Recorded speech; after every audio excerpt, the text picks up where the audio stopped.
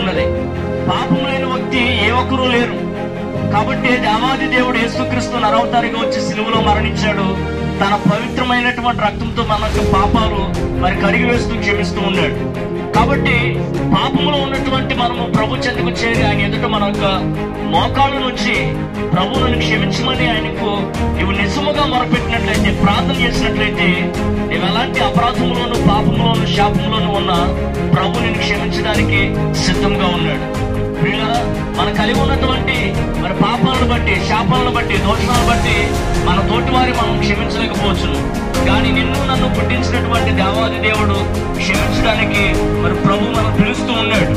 ప్రయాసపడి భారం మోస్తున్న సమస్త జనులారా నా యొద్దకు రండి, నేను మీకు విశ్రాంతిని కలుగజేస్తానని ప్రభు పిలుస్తూ ఉన్నారు.